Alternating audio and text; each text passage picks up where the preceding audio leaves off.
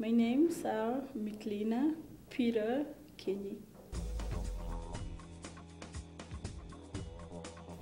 So I ran from Sudan to Kenya to save my life during the war. And then I made it to the Kakuma refugee camp. In the Kakuma refugee camp, Micklina became one of over 70,000 refugees displaced from all over the region. Kakuma is the largest refugee camp in the world. There, Micklina had no access to education or hope for her future. I found my ways to make it to Nairobi and went and stayed with a nun called Sister Louise Radelmeyer.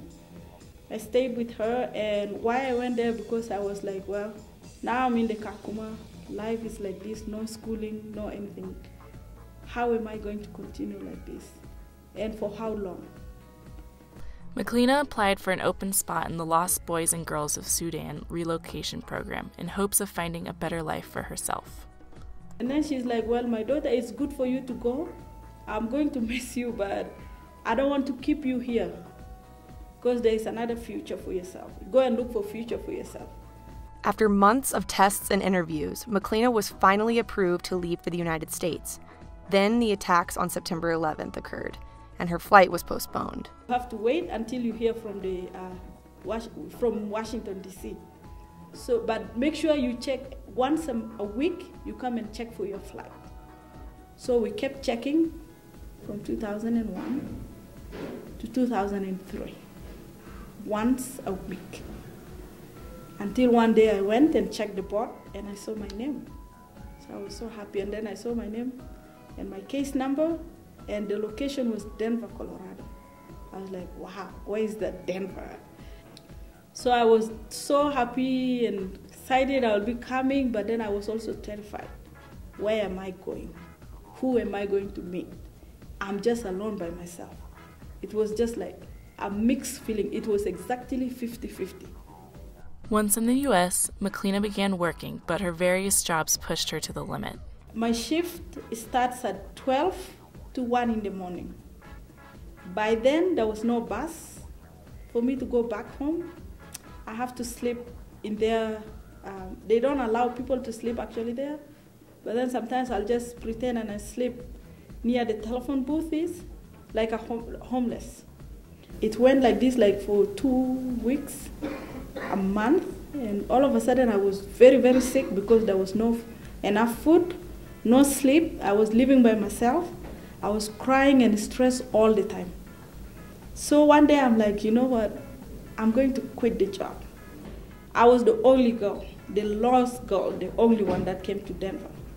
So I was really welcomed nicely and everything went well. And then I started talking to them, and then this journalist came and said, wow, what's your name? I introduced myself, and she went actually and wrote a story about me.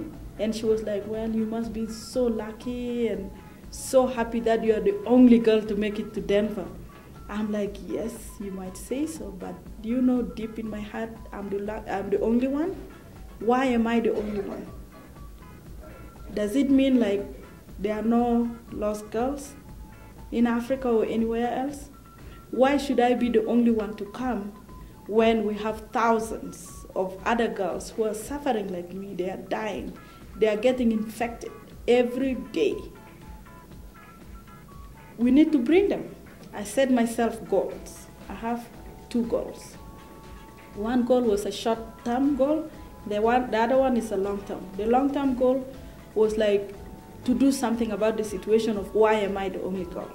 The short-term goal was like for me to make sure I'm enrolled in a school. And all of a sudden, I have a network of more than 300 people. And then I started talking to them that I needed to do something.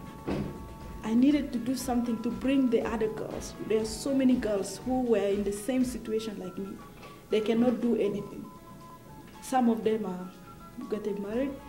One of my friends, she was married to a guy who has 4 wives, and he was infected, all of them, and now almost all of them are dead. So I'm like, I don't want to see that happening. How can I help? How can I rescue the other girls? So I started mobilizing this. I'm like, the same way I came, I can talk to Sister Louise. She can help bring other girls like me. Then I'm like, sister, tell me how much it will cost now to bring a girl from Kakuma to Nairobi to come and stay at your place the same way I came, but then for them also to go to school while applying for the process to come here. We did the calculation. We came up with figures like $700 for one girl. Then I'm like, well, I'll raise money. So I started raising money, talking to friends. Let's raise money. We started mobilizing. I'll go to churches, I'll talk, I'll go to schools. And within 4 weeks, we raised almost 16,000. We raised 16,000. I sent to Sister Louise.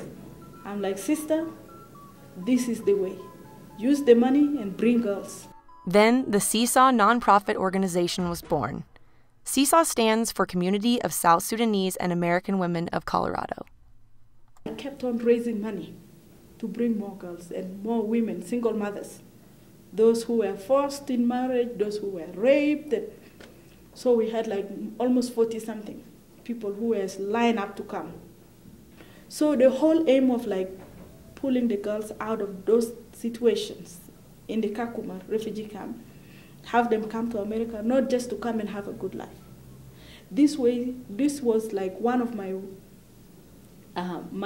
goals or plans, that let the girls come, go to school, have a good life, be empowered educationally, so that one day they'll be able to go back to Sudan, they'll be able to work in the government, in different sectors, and they'll be able to have a voice. You can't change something, you can't change policies as an outsider. You need to be an insider to be able to effect the changes you want. And for me, like, once they go back, some of them might be MPs.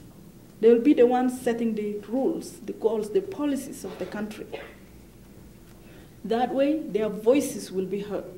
If the government is going to pass any policy, they will also think about women because they are represented here. And the only way we can be represented is through education. It's just like, yeast. When you put yeast into the water, you put sugar there, every hour you will see it growing. And that's exactly what I'm planning. Now, like this coming May, we are having 3 girls graduating. Very soon they will go back to Sudan. They are not going to stay all in one village. They are going to go to their own villages. And in these villages, their families are going to feel or they test the benefit of their education. Those families have friends that will also test the same. We say in Sudan, when you educate a when you educate a boy, that means you have educated a man. And if you educate a girl, that means you have educated the whole family. And if you educated the whole family, that means you have educated the whole nation through one person. Sometimes you'll go to school 2 months, and then all of a sudden shelling will happen. People will go to war. The village will be shelled and people will run, everything will be shut down for months. You run to another town. There, you go and settle for a few weeks, another thing can happen. We keep on just going like this. So that had created really big educational gaps, while our ages are just going. Nothing is stopping it. So CSSAW is like trying to fill these gaps. We lost like almost 2 generations with no good education. So I know it's not something that will happen overnight, but it's always good to do one step at a time. So the main goal of CSSAW is to empower the girls, the Southern Sudanese girls educationally. We are there like a backup.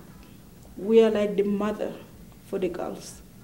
We want to create a very good, comfortable place where they can sit and focus more into their schools so that they can do well and not fail because of our different educational background. Micklina has also politically advocated for South Sudanese people in other parts of the world. We have in 2005, in December, more than 300 Sudanese were massacred in Egypt. At 2 in the morning, they came with tanks, like military tanks, filled with hot water. and hard spice. Because these people were demonstrating. They wanted UN really to work and help them. The government is killing people. You will be sick, you go to the hospital, all of a sudden you're pronounced dead. Why? They're taking organs. If you want to give birth, you go there, one kidney is taken. We have a lot of Sudanese here with one kidney. They don't know that. So when we started sharing about this, then people advised them, we don't need to be quiet. Go and demonstrate. Go to the UN office and demonstrate. So they went and demonstrated. They went even to Tahrir Square. They were now camping there. What the government did, early in the morning, they came and sprayed them with hot water and started shooting, killing people like that. What we did, I started mobilizing people in the board of CSSAW, talked to our friends and neighbors.